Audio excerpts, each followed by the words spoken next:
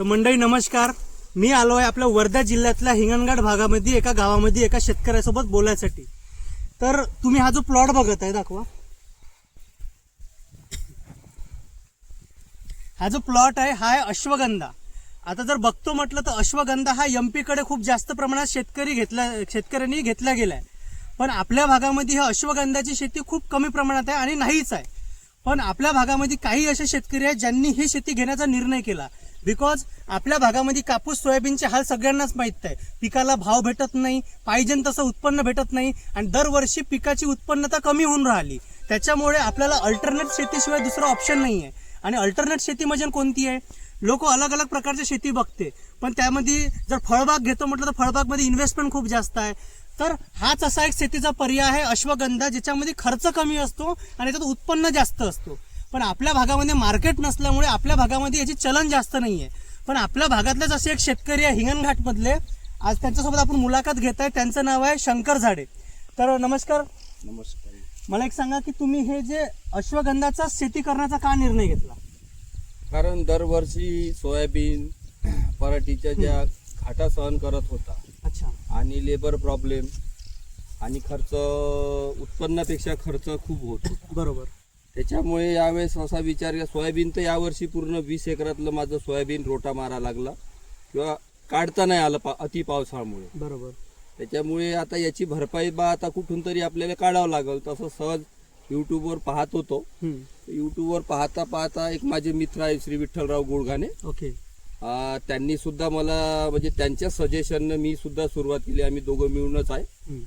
तर पाहता पाहता मग ते युट्यूबवर आम्हाला त्याची माहिती मिळाली. मग त्या व्यक्तीसोबत आम्ही कॉन्टॅक्ट केला.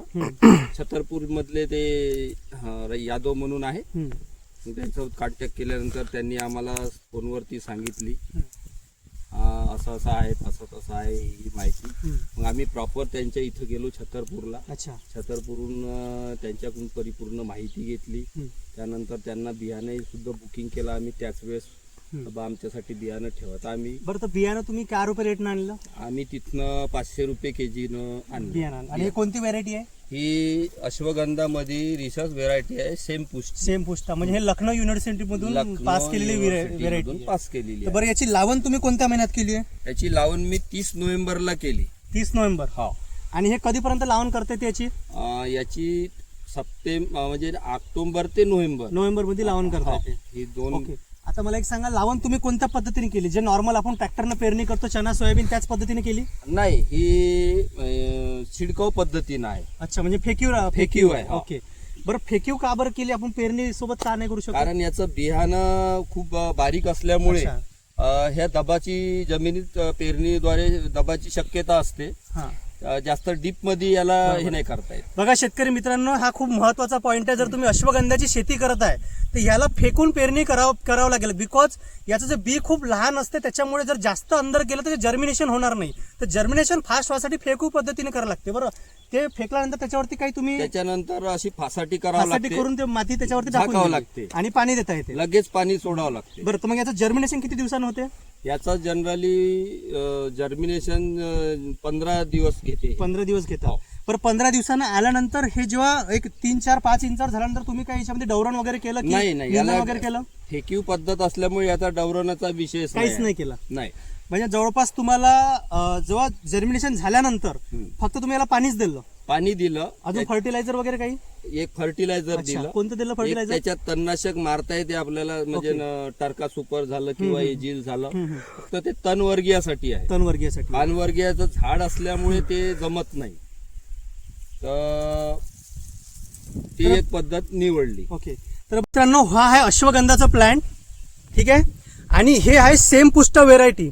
आणि याच्यामध्ये एक दुसरी व्हेरायटी ते नागोरी व्हेरायटी, जे एमपी मध्ये केल्या जाते. ते बघा, त्याचा रूट बघू शकता.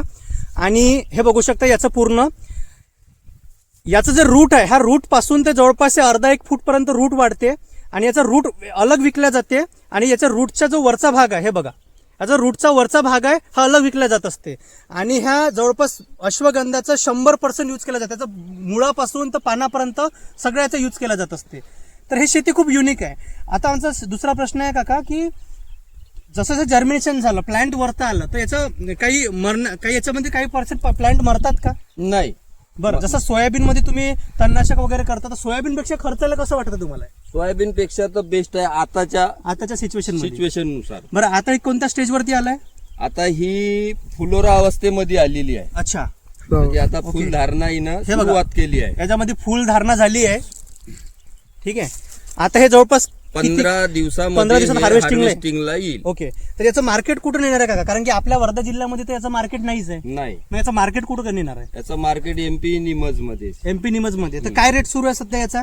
आता तिथे 35-30च्या याच्यामध्ये 35,000 रुपये क्विंटल. हा, क्विंटल. ओके, त्याचे मुळाचा रेट अलग आहे मुळाचा आणि rate याचा वरचा रेट आपण अलग विकू शकतो, याला अलग ग्राइंडर मध्ये करू. ग्राइंडर मध्ये करू. ओके, ठीक आहे.